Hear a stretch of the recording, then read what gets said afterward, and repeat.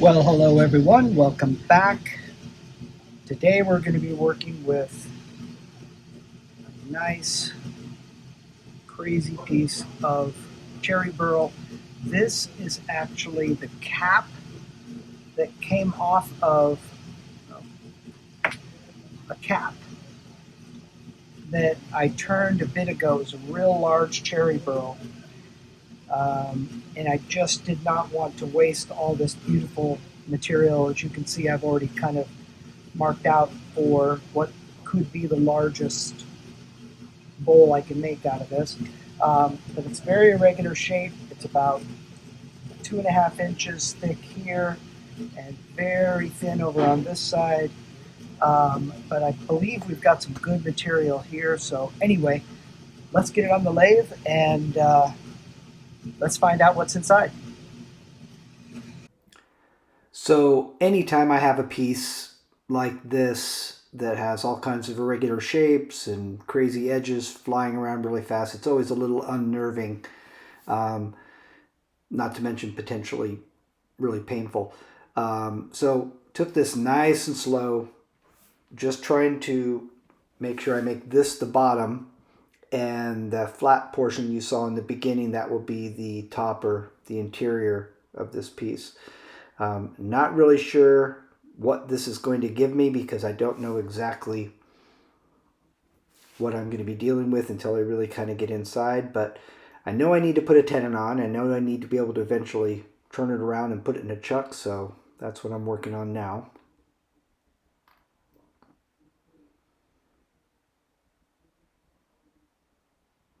Pleasantly surprised that there is a decent amount of nice solid material in here. Of course, it's a cherry burl, so it's got lots of voids and cracks, and that's just what it is. But so far, so good. Just working my way around, trying to see if I can get a little bit of a shape going, and still trying to decide what the heck I'm going to do with those outside wings that are essentially all full of bark. But we will just work on it and see what the piece gives us.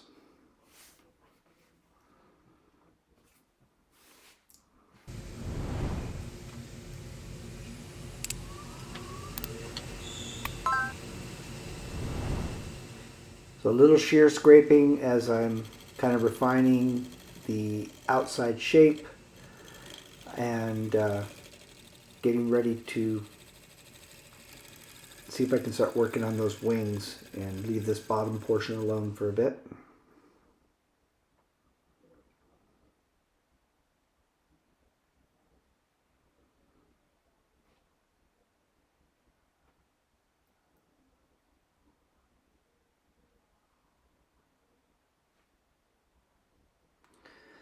Lots of craziness and a big, huge crack. And it actually went all the way through to the other side. So as much as I do not want to use any kind of a filler or anything on this, I'm really afraid of the integrity of this piece. So I will use some 5-minute epoxy on that crack just to make sure this thing does stay together. Lots of sanding, and of course I'm not going to show you all of this, just a little, but there was a good amount of sanding. I'm going to start working on that crack. As you can see, it goes all the way through, and going to use some 5-minute epoxy and some nice black mica powder and see if we can kind of disguise this repair. I don't want this to really stand out or anything. I'd just like it to look like one of the normal inclusions. Or the natural inclusions, I should say.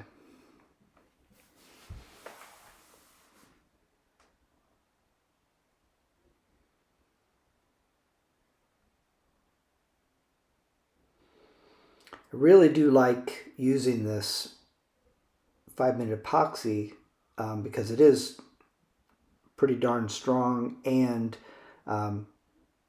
5-minute epoxy is not really 5-minute epoxy. Before I would actually start turning this, I gave it a good 30 minutes or so to cure up. And it actually does pretty well.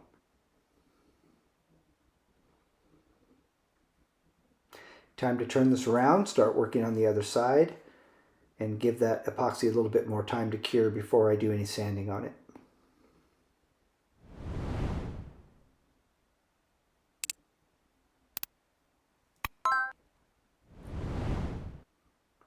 The fact that that crack did go all the way through the other side, I did not have any epoxy come out, but I'm interested to see how it works out when I actually hollow out this piece. Am I going to see it? Is it going to hold together again? Anyway, we'll find out. I really wanted to keep as much of this piece. I didn't want to try to make the whole thing round. I wanted to keep as much of this very irregular shaped piece right where it is, but still be able to put it in some kind of a shape. So nice and slow, taking those wings down a little bit, just so I can get a little bit of a lip on what will be my very shallow bowl.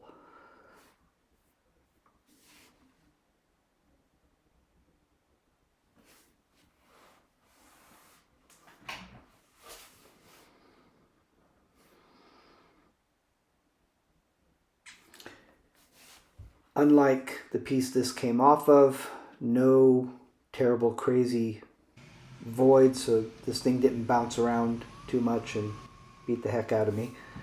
But still, taking it nice and slow and see if I can get a nice clean shape.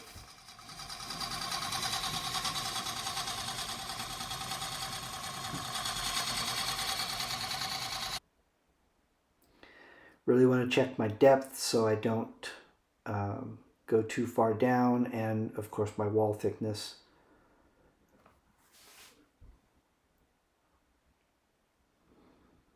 As you've seen me do in probably some other videos, I like to leave a good amount of the mass of material in the center and kind of get the wall thickness where I want it to be before I take that out. It stops the piece from flexing so much, and I tend to be able to get cleaner cuts.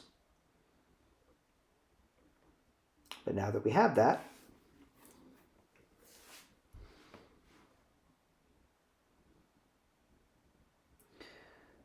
nice negative rake scraper to kind of clean things up and eliminate my sanding. I wanted to not have a real sharp edge on the lips, so just a little bit of skew work here to round off those edges a bit.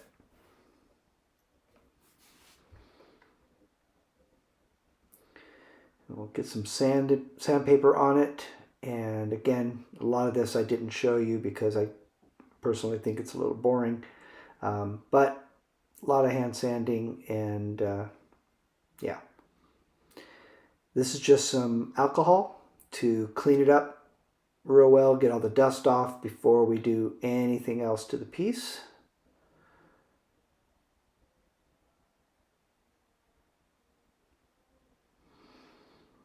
As you can see, I had a nice big open void, but again, is what it is. Not gonna fill it with anything. I just wanted to leave it very natural. So I'm putting this on a vacuum chuck, using it as a jam chuck to be able to get that tenon gone and hold it on the lathe securely. So that's what we're working on now, so we can finish off this bottom and finish this piece up. Need to make sure that that bottom is concaved real well though, so it sits nicely on the foot.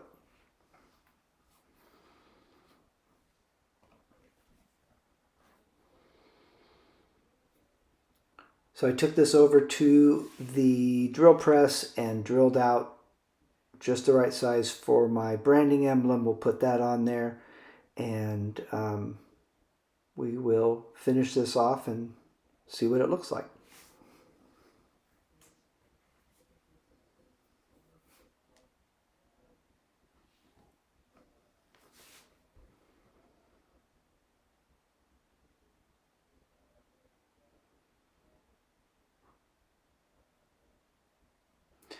Time to finish this off with some Danish oil and really see what this grain pattern looks like. And boy, oh boy, cherry burl never seems to disappoint.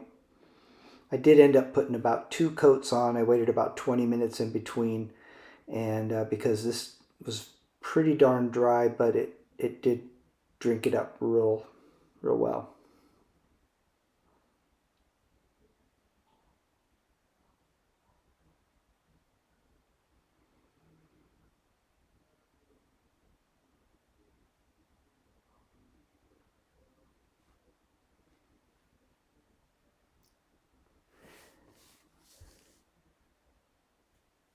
Make sure you stick around for the after picks. Those are going to be coming up in just a moment. And please leave your comments. I'm really anxious to hear what you folks thought about whether this was worth saving and trying to make something out of, or if I had basically just left it alone and not try to do anything with it. Best way to support me for free, everyone, is to hit that notification bell once you subscribe. The algorithm for YouTube really likes that, and you'll get notified when new videos are posted, which is kind of the idea. Thank you so much for all your support and all your terrific comments, good and bad. They're all helpful. I'm still learning and growing, and please leave your thoughts on this and tell me what you think. Hope you have a great day, and see you again soon.